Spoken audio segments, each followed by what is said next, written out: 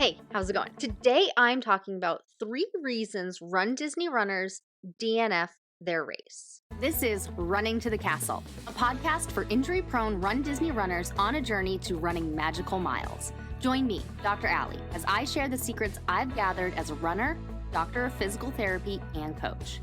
You'll learn the exact ways I get my clients to the castle strong without feeling broken or held together with KT tape as they cross the finish line. Okay, so I will preface this with these are avoidable reasons that a Run Disney runner would DNF their race. Of course, there are many, many, many, many reasons that are out of our control for why somebody could DNF or do not finish. I should have said that already. Do not finish is what DNF stands for, of how or why somebody would DNF their race. There are many, many reasons.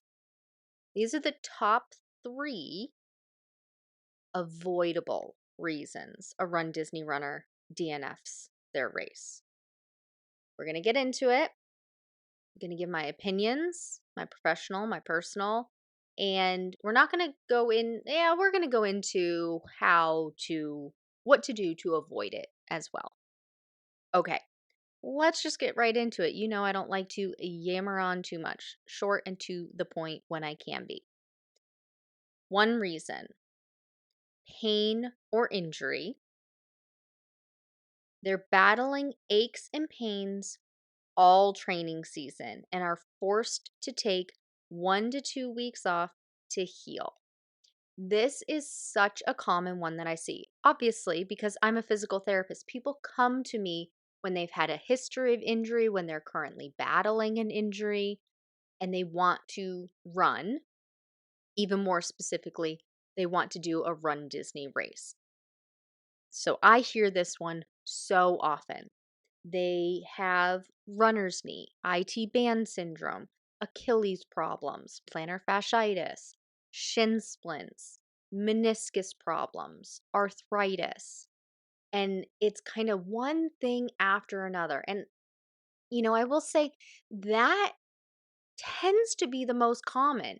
It's it's the runner's knee for a while, but now it's the Achilles. The runner's knee is fine, but now the Achilles is flared up, or now I pulled my hamstring or my glute.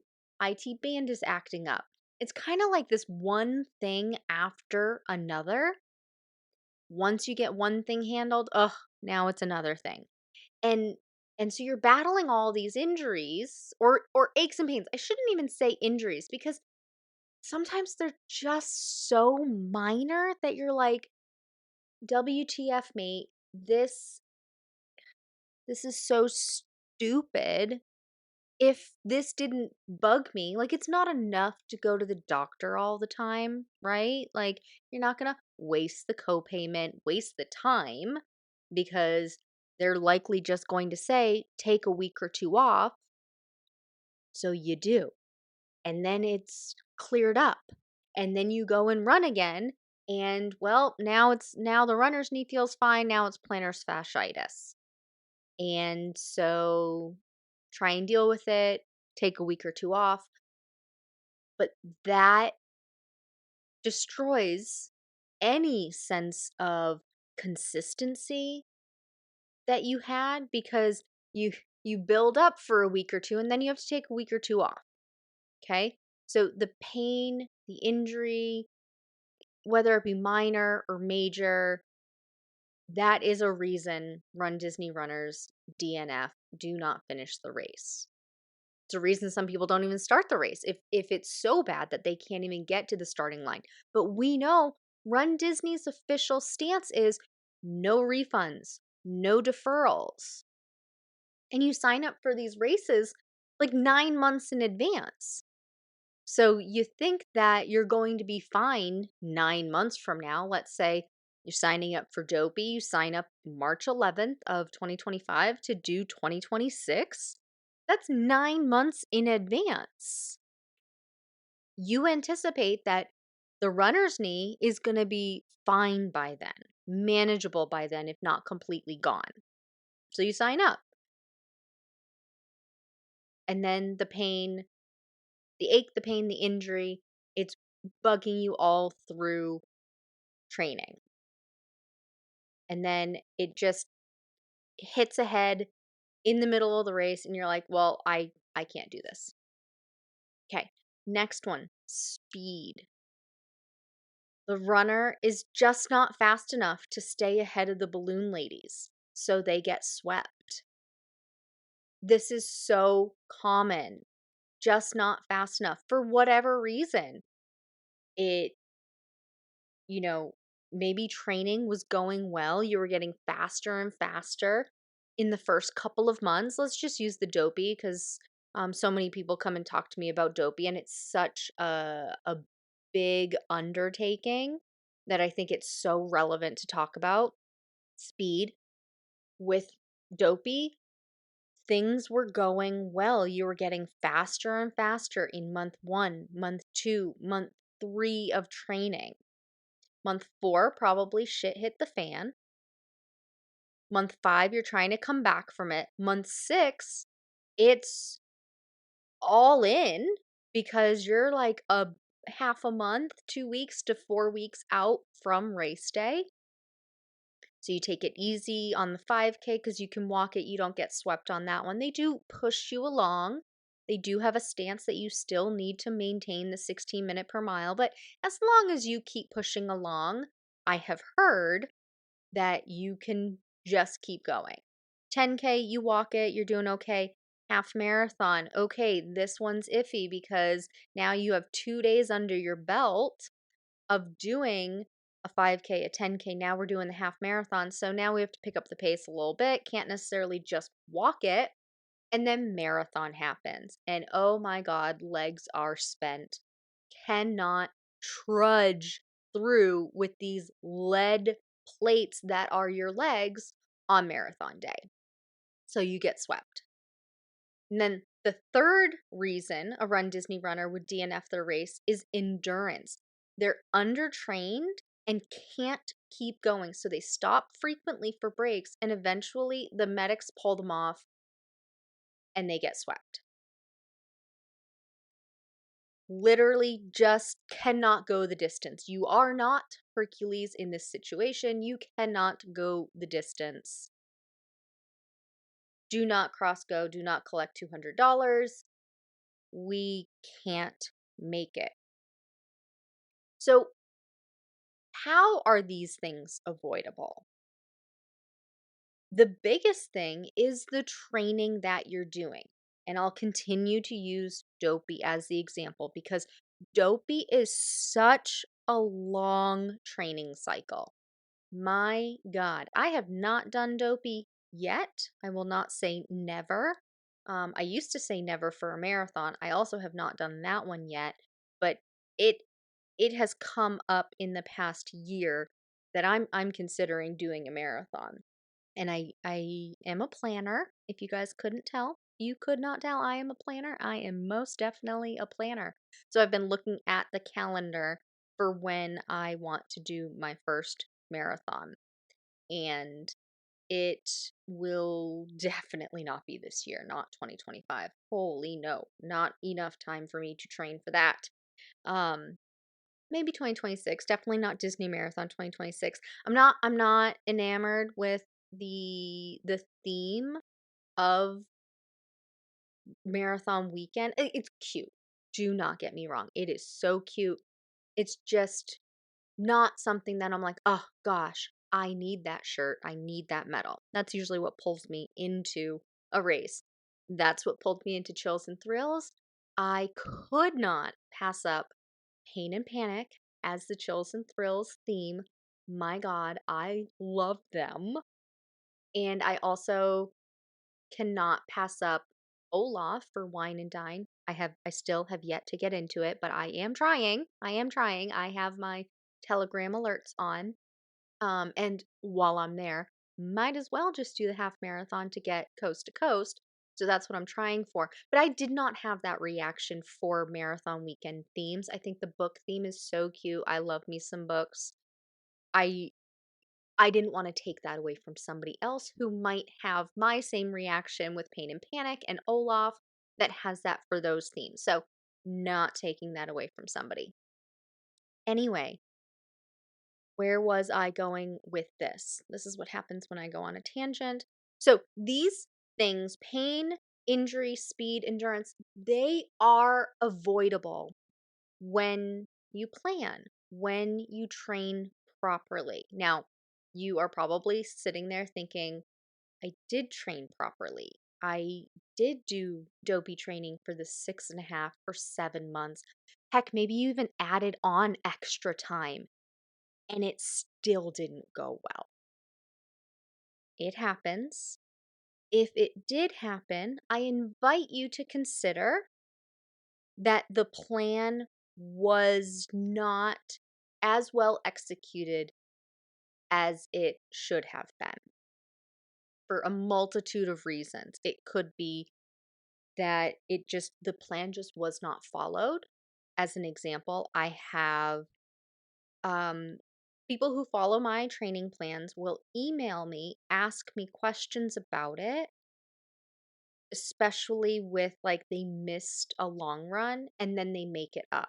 If you follow the training plan, it's based on the exact dates that are already written there. And if you've been listening to my podcast for any length of time, there are no makeups. Okay, there are no makeups. You can manipulate the training plan to make it work with your life and your schedule. And I recommend planning that ahead of time. Look at your schedule and see where is life going to get lifey that you already know about. You can't plan like, oh gosh, I'm definitely going to be sick on August 1st. No, we can't plan that. But can you plan that you're probably going to be sick the first week your kids go back to school? Hell yeah. If you have kids in elementary school or in preschool, everybody gets sick that first and second week of school. All of the germs, you are now hanging around all of the germs of all of the kids in your kids' class.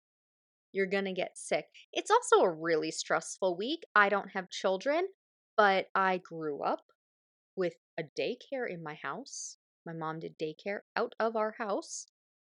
And that first week of after summer vacation was so hectic for me and my 3 siblings, plus the 6 daycare kids. My God, that is a busy week. Plan for it. School vacations, plan for it. And then you can manipulate your training plan, especially if you're following one of my training plans, because every 5 to 6 weeks, it's a deload week. Should you have the deload weeks in there to accommodate for pain and injury? Yes, absolutely. But it's also in there to accommodate for life happening. So then if you miss a run, well, you can just make like kind of do a swaparoo, take out that deload week and push everything back or up a week. Honestly, when somebody says push it back, I think that means like push it out. Don't do it this week, do it next week. Other people say it's the opposite. So I'm just going to say if you were supposed to do something September 1st and life got lifey, well, now you're doing it September 7th. You're doing it that next week. And then that next deload week that comes up, you take it out. Or maybe that was a deload week and it's a moot point. Moo. I love the TV show Friends, so my sister and I quote Joey from that where he says it's cow's opinion, a moo point. So if I ever say that, please note that it's just from an ongoing inside joke. I do purposely but also accidentally say it. Anyway, plan it out. Okay? And then use those deload weeks to accommodate for the pain and injury. I would say the most common reason somebody has any one of these 3 reasons for DNFing a race, it had to do with the training that was done. Either went too far too fast, excuse me, went too far, went too fast, or both. Too many miles all jammed in together. You know my feelings on one of the most popular runDisney training plans where it adds 1 to 2 miles every other week with a false sense of deload week in the middle. That is too much for somebody who has had history of pain or injury. It's too much. professionally it's too much. Personally, I believe it's too much. Even if I didn't have my professional background as a physical therapist, just as a runner, adding another mile or two every week when I'm gearing up to do all of this running anew. Like I haven't been running for 10 years and I'm not an elite professional and I'm not already running 20 miles as my long run. Adding 1 to 2 miles, that just sounds daunting and it makes me not even want to do it. So that's a problem in and of itself, not to mention how much stress that puts on your body. Endurance wise, being undertrained, that can go along with the pain or injury because every time you have to take a week or two off, you have to backtrack. You can't just continue forward with where you came from. So if you're taking a week or two off every month, which that sounds like a lot, but look back at your training. If that was you taking a week or two off here or there, go back. I invite you to go back and look at your training and see how often you actually took a week or two off. I bet it was almost every month. It was probably about every 5 weeks. That's why my deload weeks are every 5 to 6 weeks because of that. Because I have seen that happen. And then just professionally, I've seen what amount of load is sustainable.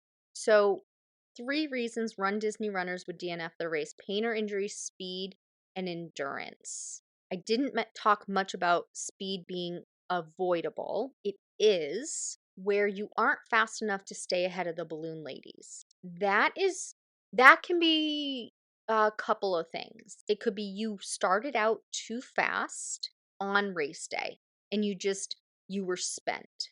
It could be that you didn't eat enough leading up to your race, and so you were spent and you just don't have gas in the tank. Literally, you are running on empty. You are trying to make that car go with no gasoline. You're trying to make your body move with no carbohydrates. And it can be that you trained too fast. And I know why. It's because you fear this situation is going to happen. And it's, oh gosh, what's the term? I wanted to say manifest destiny. Is that the term I'm looking for? Where that's not the term I'm looking for. But you're so scared of that thing happening that it actually happens.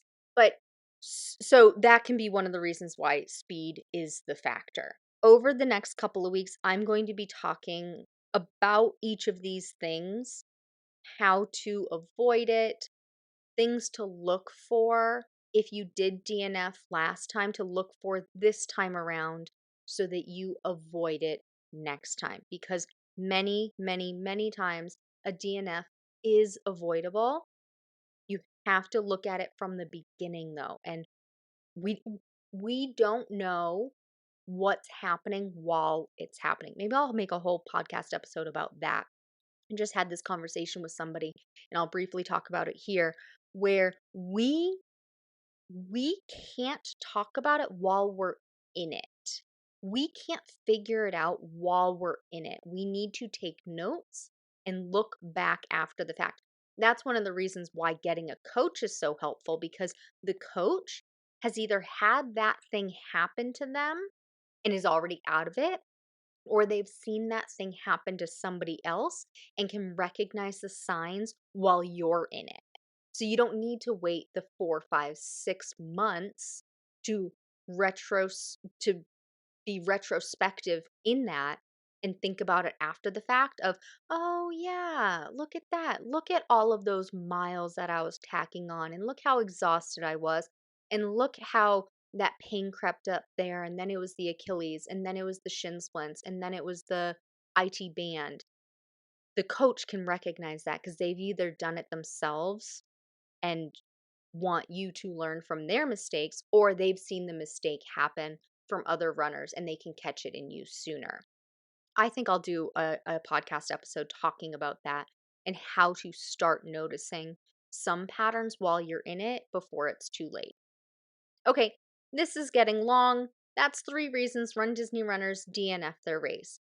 If you ever have a question for me, please go ahead and send me a DM on Instagram, runDisneyDPT. I do use your questions to put out podcast episodes. Many of you have noticed that. It is true. I do that because if you're asking the question, somebody else is asking the question. They just don't know who to ask the question of. So I want to make sure they have that information to get their answer. Hey, can I ask a quick favor? If you're enjoying this podcast, would you take 20 seconds to leave a rating and review? Leaving a rating and a review helps other runners find this podcast because the platform you're listening to this on will start suggesting it to runners like you. All it takes is 20 seconds. Thank you so much for supporting this podcast. As always, thanks so much for listening. That's all for now. Talk to you soon.